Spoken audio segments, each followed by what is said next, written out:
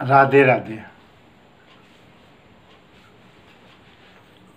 व्यक्तित्व के बड़े पहलू होते हैं। कुछ लोगों को बहुत पावरफुल कहते हैं। सुना होगा आपने ये शब्द, अक्सर लोगों को कहते हो सुना होगा कि लोग वो फला व्यक्ति बहुत पावरफुल है, उससे सावधान रहिएगा, या वो बहुत अच्छा आदमी है लेकिन वो बहुत पावरफुल है। ये शब्द कई चीज़ों में यूज़ होता है, कई चीज़ों में। जैसे मसिल पावर में, जिन लोगों को बहुत गुंडई वाली ताकत है या बदमाश उनके साथ हैं या नेतागिरी में हैं। आजकल नेतागिरी को भी तो कहने लगे हैं ना मसिल पावर। मैं नेताओं का विरोध नहीं कर रहा हूँ, लेकिन जो सामान्य भाषा चली है। एक होता है वेल्थ पावर, यानी उसके पास धन की पावर बहुत है।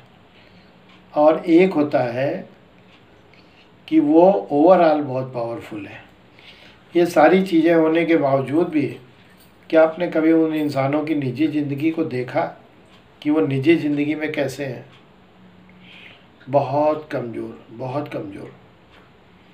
कोई उन्हें गुस्सा दिला देता है तो बहुत जल्दी उनको गुस्सा आ जाता है।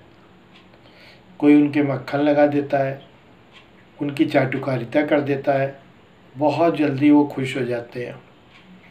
और कोई उनके ज़रा भी विपरीत बात करता है तो वो उसी वक्त उनका मूड ख़राब हो जाता है और वो पता नहीं क्या कर बैठे।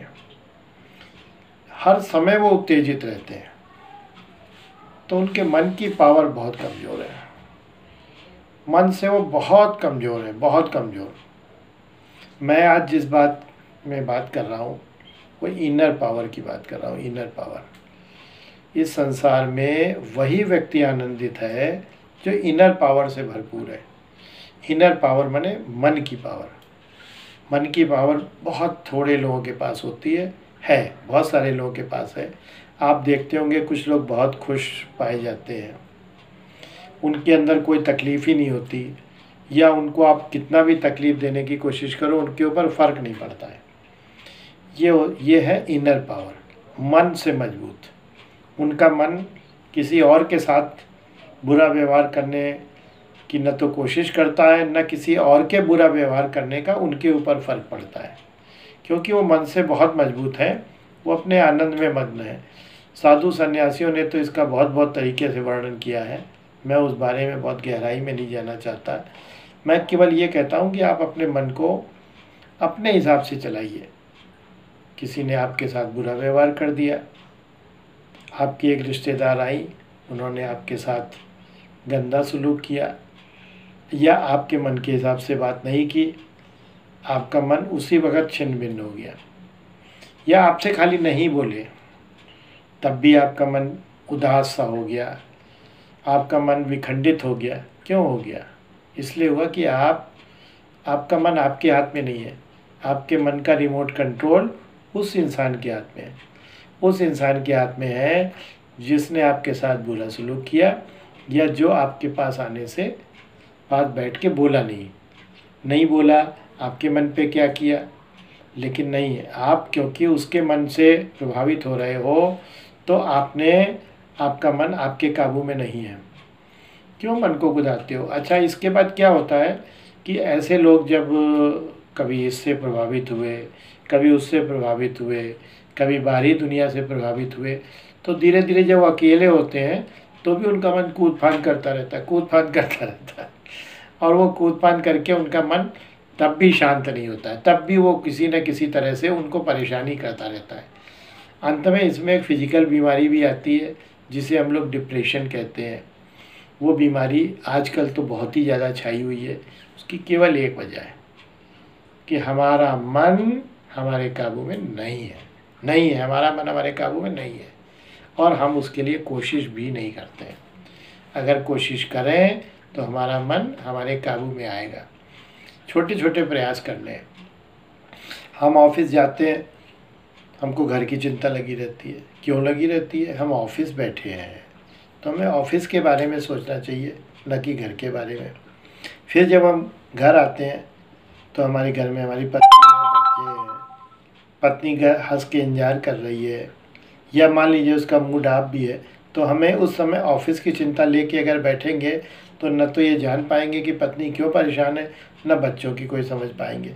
तो घर में घर की बात, ऑफिस में ऑफिस की बात। इस पहली तो ये ऊपरी कोशिश है जो करना है।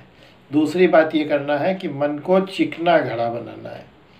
चिकना घड़ा मतलब ये कि उस पर कुछ भी डालो सब बह जाता है।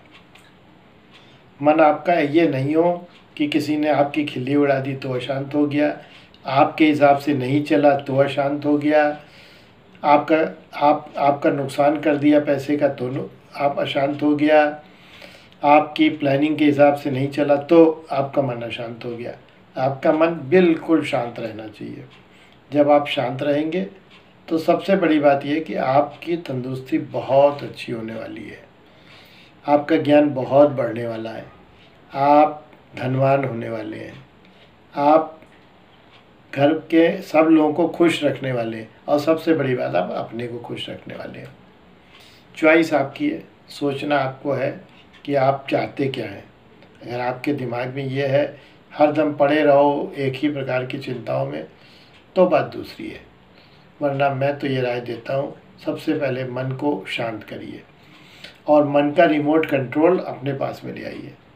मन का रिमोट कंट्रोल आपके पास रहेगा, कोई आपको परेशान नहीं कर पाएगा। कोई कुछ कहता है कहने दीजिए, आप अपने मन को शांत रखिए, ध्यान करिए। ध्यान के बारे में मैं बताऊंगा आपको, अभी शुरू में बता चुका हूँ, आगे और बताऊंगा, कुछ आसान तरीके बताऊंगा, वो रोज़ ध्यान करिए। लेकिन एक कोशिश हमेशा करिए, वो ये है कि आपको अपने मन को दूसरे से इम्प्रेस नहीं होना है। सवेरे कोशिश करिए, सवेरे गिनिए, देखिए कि कितने लोग आपको परेशान करते हैं, या शाम को वक्त की कैलकुलेशन करिए कि कै लोगों ने आपको परेशान किया, 2 लोगों ने, 5 लोगों ने, 7 लोगों ने, कितने लोगों ने परेशान किया। उनकी एक लिस्ट मन में बनाइए, अगले दिन उनको ब्लैक लिस्टेड कर दीजिए, ब्लैक लिस्टेड, कि ये लोग अब मुझे दुनिया में दोबारा परेशान नहीं कर पाएंगे। सामने पड़े अलर्ट हो जाइए, सामने पड़े अलर्ट हो जाइए, अलर्ट हो जाइए।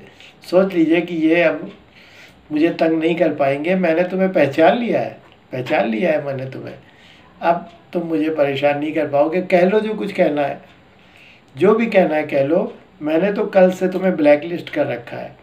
अब 8वां व्यक्ति आके भले मेरा मूड ऑफ कर दे, लेकिन 7 व्यक्ति तो अब गारंटी है कि मेरा कुछ नहीं बिगाड़ पाएंगे। इस तरह करके आप धीरे धीरे डीप प्लानिंग करके चलिए, और ये आप एक समय ऐसा आएगा कि 7 क्या 7,000 लोग भी आपका मूड खराब करेंगे, कुछ नहीं होगा। और जिस दिन ये आपके पा लिया, सबसे बड़े पुजारी, सबसे बड़े योगी इसी स्टेज को पहुँचते हैं। मैं आगे योगी की भी परिभाषा बताऊंगा, लेकिन मैंने सबसे पहला शुरुआती चरण आपको बता दिया, मन को शांत करना।